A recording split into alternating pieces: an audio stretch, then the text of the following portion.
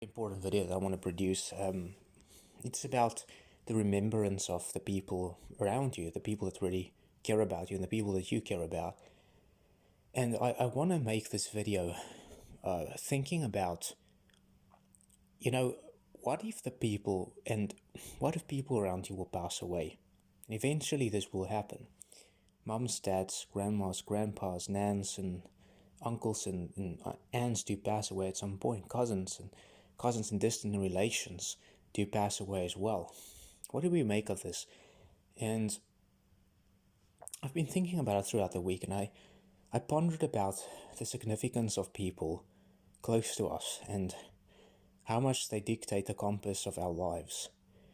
And when they do pass away, and this is almost a we not if situation, because at some point these people that close to us will pass away. They will go on their own spiritual trajectory and spiritual hiatus away from this world. And this is something that I do think that we have, and especially I, have this tendency to clasp and to kind of hold people close by. I do fear, and I don't know you guys, but I do fear. I have this inner metaphysical fright. There's almost this panic that someday my parents, my grandma, my nan who's still alive, will pass away at some point. And these people have meant so much to me in my life, and they continue to mean anything. Every day they mean something to me. They have a spark of divinity in my life. And I do fear at this point that at some time in the future, in the very distant or near future most likely, these people will have to trespass onto the new realm, which is death. And I want to make this video to become, I do think I want to make and dictate a series of more consciousness, of elevated consciousness and lucidity, so as to portray a general worldview that I do think is much more placid to how we should live rather than how we live already. And I think the placid worldview that I'm talking about is one of utmost lucidity, of utmost moral conscious living. And I think this is very hard because I do think at one point people are extremely self-deprecating, and also they are self-defeating and also self-deceptive. And that's another thing, is self-deception, because people oftentimes, well, if you ask someone what's going to happen tomorrow, people will normally just tell you what's going to happen rather than saying, they will hypothetically tell you what's happening, and they won't necessarily concern the negative. For instance, most people will say, well, tomorrow I'm going to have ice cream, rather than saying, they would never reckon that their mum who has severe cancer might pass away tomorrow, even though she's terminally ill. And few people would ever tell you that tomorrow, if God wills, we will go for ice cream. So few people, hardly anyone, would really plan for the defeatist. And I do think it's something I want to bring to the forefront here with this video and say, realistically, let's ask a question, because I do think I want to span my videos more into questions and probings rather than specific dictums of aphorisms, because I don't presume to be a sophist or know anything. So let's ask questions. Let me ask you this. What will you do if I tell you have a week or 2 weeks left with your parents? You're at home, you're kind of living off your parents right now because, or you're living off your grandparents, or you might be a situation where you're living with your brother or your sister, sibling or cousin, nephew, niece, or whoever, relative, family member. But what would you do if I told you, I'm an oracle, and I could tell you that you have a week or 2 left with these people? These people will pass in a car crash. What are you going to do? How are you going to plan your life from this end onwards?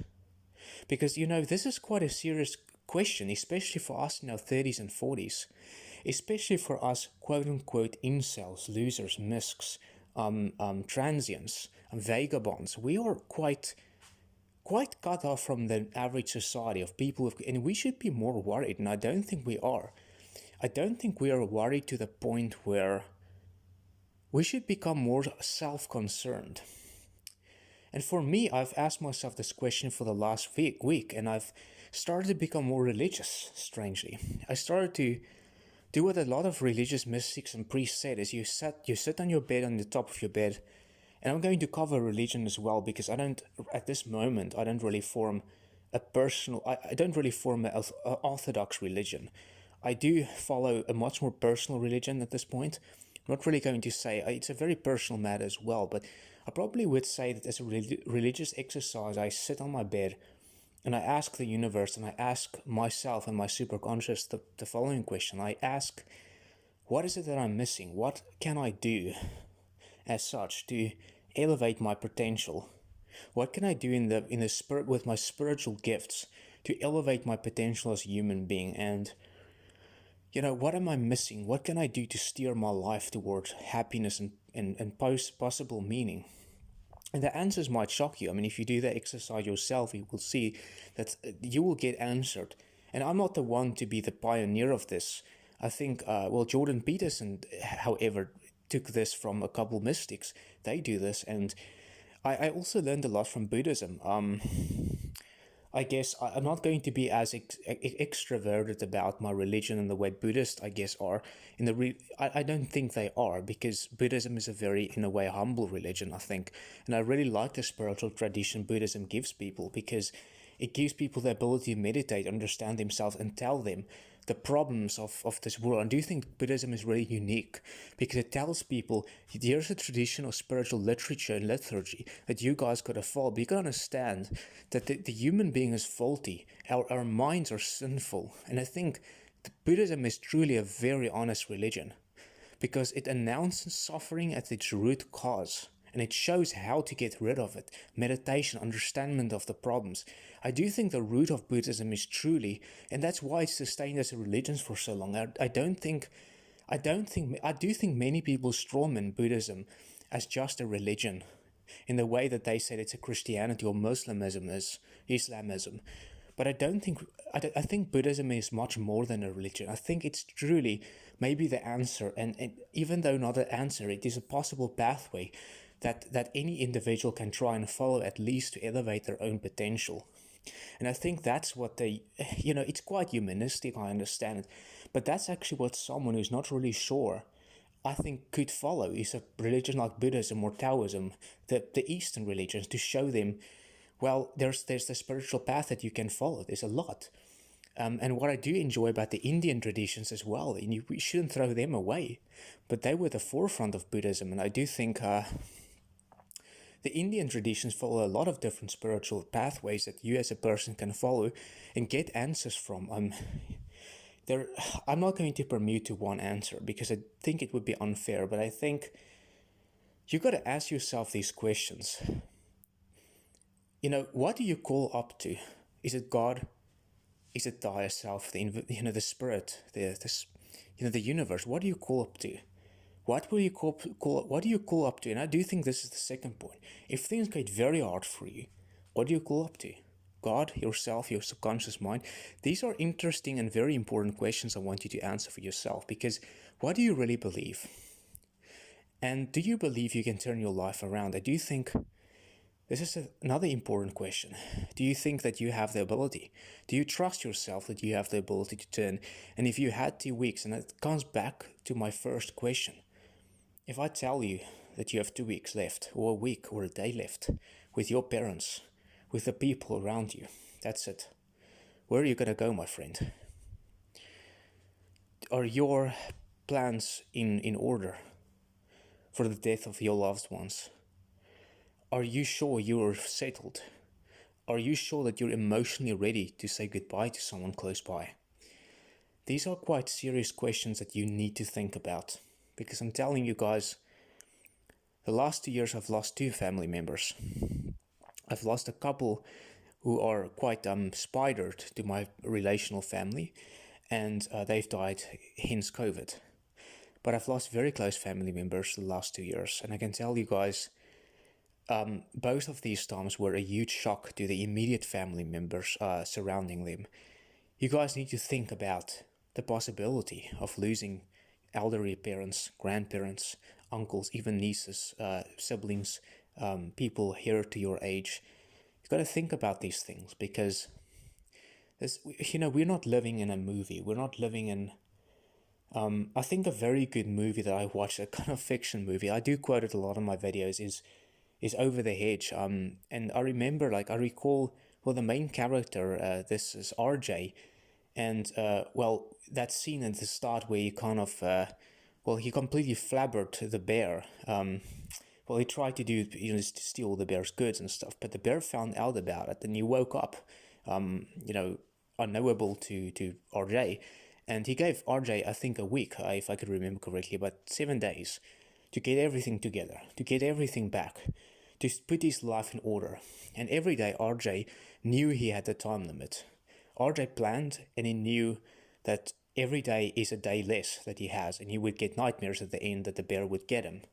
And there's a lot of interesting quotes from the movie, but the whole overview of this movie I want to kind of portray and export to you guys to say that just as with RJ, and I don't know if you saw the movie or not, but just as with RJ and Over the Hedge, you guys got to think about the timeline that you have to get things in order. What's it going to take for you, my friend, to put things in order if your parents die tonight, probably? You wake up tomorrow and mom and dad is not there anymore for you. Are your thoughts in order? Is everything good at your end? Do you have a plan for what to do? Are you sure you know the emergency number? Are you sure everything is set for if the worst happens to you? And this week I started to stress. I'm living right now in a situation where my family is getting older and older. And it gets to me, every day it gets to me that something might happen, and I'm very afraid of it. Someday, and I know it's probably not long from now, and that I will see people close to me who will be deceased soon.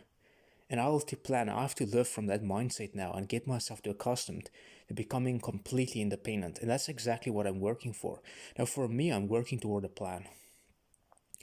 And my plan is to keep on teaching. Now, as you guys know, I did think I mentioned this, but I started teaching about a couple of weeks ago. I don't have a lot of students, but I'm making some money.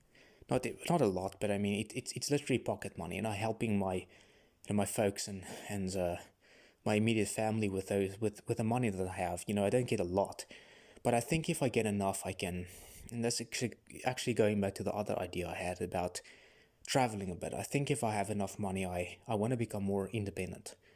If I can literally work up to become a better businessman and use the skills that I've gotten over the years now to elevate my business and to work up to a individual standpoint, I can use that finances to get me abroad or somewhere else. But I need to know that there's a backlog, and you need to. I know that I got so many amount of rands, so much money, or a number of rands that I have in the bank, or dollars that I have in the bank, and if things happen, I have that to bargain on. But what do you got to bargain on now? I probably will also have to request that you live very frugally, tight-fisted, and very modestly.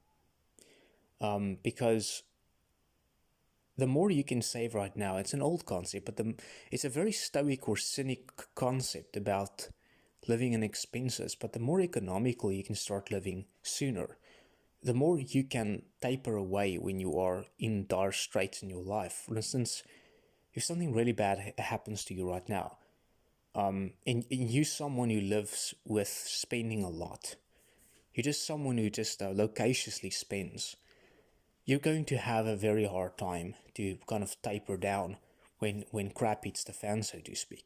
So you gotta have to look at that ability and almost that impulse gratification responses that you seem to have, and how to manage it, because the less control you have, and that goes back to every tenet of self-help, the less control you have over yourself, the more difficult it will be ultimately to stop the bull charging forward. And this is going to be the ultimate bull, to control the bull itself. Like the Spanish bull chasers or bullfighters. They have this big cloth, they pull the way the bull rushes, right? You gotta have to control the bull here, and the bull is your life. The bull is everything. That if this bull crashes into the audience, you're sitting with a huge dilemma. So you gotta really have to kind of handle that bull in your life. And there is no ultimate answer to this, but you need to absolutely start to order your life. You need to work to a purpose. You need to work. The small things matter here, man. Like, I'm going to start this week, make up your bed in the morning, stand up early. That's the first thing. Stand up very, very early, make up your bed, make up your room, make sure you help. Make sure that you help your old elderly parents. Make sure that you do the washing. Make sure that you do the dishes. Do the little things. There's another rule. I've learned it, I've studied this a couple of years ago now, but I think it's called the book says the 2-second lean rule, something like that. I will probably quote it at the bottom, but from the tip of my tongue, I can't remember exactly the name. The 2-second lean, it's called the 2-second rule, but it's about you take 2 seconds out of your life, or a specific small number of seconds, to be able to maximize potential gaining success in your life. That means that you take a small amount of time out of your day to, let's say, fix something that you see is out of place. And that could mean anything. I can extrapolate it. Let's say something is laying on the floor, I quickly sweep it up. But that adds up. So the more you're willing to sacrifice, you just put another 2 seconds in the process, and you get something out of it. And I really want you to go and think about this really deeply, guys. Go and sit in your bed, ask the Creator, pray to God, whatever you believe in. But ask Him, it to help you. Ask the universe for its guidance to help you. Ask yourself for guidance. Ask your mind. Pray to your mentality to guide you to a better principle so you can be stronger. I think in the Bible it says about praying for strength, right? Pray to God for strength and courage every day of your life. Pray. Dictate your life to spirituality. And please, be disciplined, be frugal, be modest. I think, for me, I followed a very bad trajectory. The reason that I'm 32 right now, living with my elderly parents, living with my close family, something has gone wrong with me. I haven't followed the book as it should. I just played too many games. I didn't do what I should have done. I haven't lived through the narrow road. I just followed the wide road. I followed the easy way out. And I faltered. Oops. I didn't complete the jumps. I couldn't completely cross the bridges here. And this is why. And I've asked myself today, I really need to try and get my life back in order. What does it take from me to get things back in order? And I do think simple things like being more disciplined. I can still see things laying around my room right now. I could pick it up. I could just clean it. Small things. I've improved, but I can do better. That extra thing laying there, pick it up, clean it up. The windows, shave it up. Help your parents, help the community. Help other people, give something to someone. Do something that will make you feel better about yourself. And also improve yourself and be orderly. I think this is easy. With iPhones, you have a literally virtual calendar that you can utilize and say, I want to meet this and this and this and this, whatever it is. Just get more orderly. You see, the point is the way you need to structure it is to become orderly. Time orderly. Have a time that you want to do stuff. By tonight, I want to send in that card. Let's say hypothetically, I have a speeding ticket. Okay, tonight I want to pay that speeding ticket, right? So I put it on my calendar. This is the red zone. By tonight, I want to pay that. I want to do this. I want to do that. Put calendars in, because I tell you, every second you're wasting time playing games, watching movies. Movies are easily 3 hours these days. We're talking about the 21st century here. Movies are pretty long. So 3 hours you're wasting your time. Think twice before you watch a movie. Even a short comedy or film. Think twice about wasting time on YouTube. Even the motivational clips.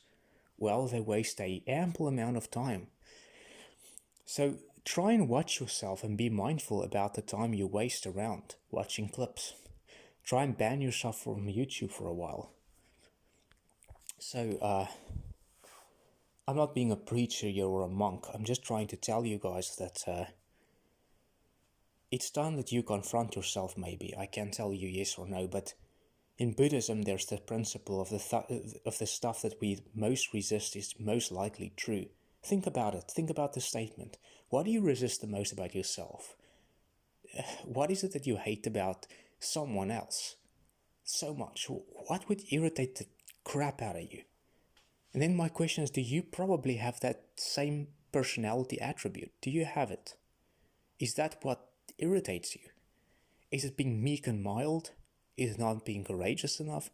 What is it that pisses you off about people? And then, do you possibly have that same character attribute to you? Think about it for a while. I also want to leave this comment by saying that, this video at least, by saying that it doesn't take a lot to follow a disciplined life. It doesn't take talent. I think from my first videos I've said this. The Stoic virtues, it really doesn't take any talent. It doesn't take talent to be disciplined. It doesn't take talent to be virtuous, to be positive, to be humorous, to be a good man, a good woman. And these things, these very things that aren't talent-centric, are the very things that actually dictate success in our lives. Right? But give it a go, guys. The thing that I say today is, it's no man's land. Very few people talk about it. Very few people ask the question to themselves. What if tomorrow my two parents, my siblings won't wake up? What if I have to face my life completely solitary alone? And I'm telling you guys that at some point you're going to have to be independent. You're going to have to live independent someday. It's non-negotiable. You're going to have to, whether you're going to sit in a care home, but you're going to have to be independent, at least for a great deal of time. And you're going to be left with your thoughts. And this is what scares me. And I tell you, you got to think about it. Because we're not going to have each other. You're not even going to have your close family by you. You're probably going to sit in a care home. And I also made a video about that. The possibility of growing old without someone around you. This is something that's truly treacherous. And it will be. And people will take advantage of you. And you need to be strong. So you need to think about these things. You need to think about, mindfully of course, about your future, about what might happen tomorrow, about what can you actually work to sustain yourself if something like that has to happen? Can you, and where would you work? That's another question. Would you go to a bar? Would you go to a restaurant? Would you be a barista? What would you do? Ask yourself these questions. What are you willing to do? What are you possibly willing to do? If shit hits the fan in your life? Are you actually willing to? And I'm not saying you should do something illicitly morally. Of course not. I'm not talking about prostitution or anything. I'm not talking about it. I'm saying, which jobs? Now for me, I tell you what. I'd become a crime scene cleaner. I would. I'm already seeing like a lot of blood. I'm used to it. I work in a medical faculty right now. So I'm used to things like that. I do think I can take gore. And I would even go into nursery. Old people's care. What are you willing to do? And my question is, what would it take you to do it now? How much money do you have at this point? And what could you possibly bargain on if things get very bad for you? Do you have siblings? Do you have someone you can call upon? Do you know the emergency numbers? I think it takes 10 minutes to listen to me. Maybe 50 minutes, but I think these are quite important, pressing questions that I have to ask myself this week. And also, last but not least, go on your knees tonight, just pray. Ask God, ask the universe, ask whatever you believe in to help you. Please comment and tell me if you've gotten answers. Thank you so much.